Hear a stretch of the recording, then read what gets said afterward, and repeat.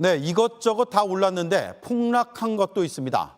쌀값입니다. 45년 만에 가장 큰 폭으로 떨어졌습니다.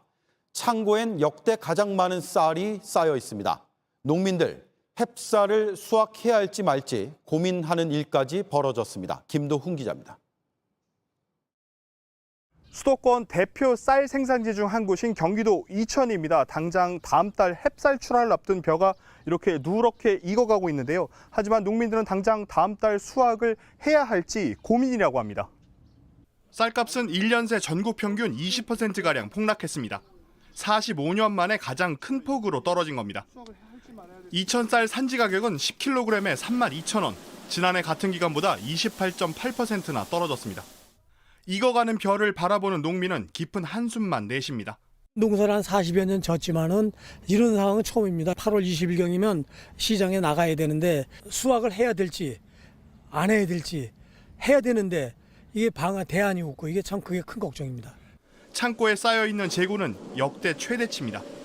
저온 창고 문을 열자 벼자루가 천장까지 빼곡하게 쌓여 있습니다.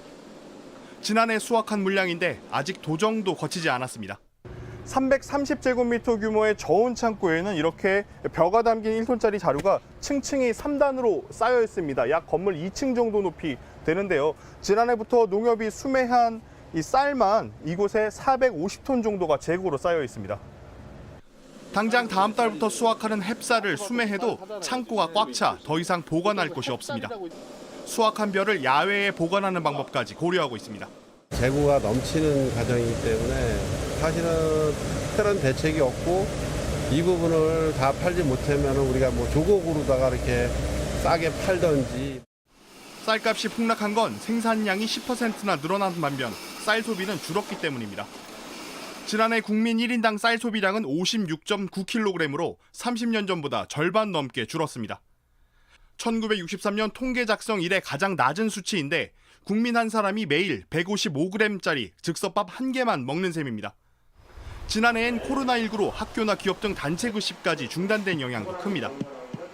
정부의 뒤늦은 대응이 가격 하락폭을 키웠다는 지적도 나옵니다. 빨리 시장 정리를 해야 되는데 정부에서는 계속 관망을 해보고 쌀 가격이 더 오르면 어떻게 되냐 이런 쪽으로 우려만 했지. 정부는 앞으로 10만 톤을 사들인다는 계획이지만 그래도 여전히 30만 톤가량의 재고가 남아있어서 쌀값 하락을 막긴 어려울 것으로 보입니다. JTBC 김도훈입니다.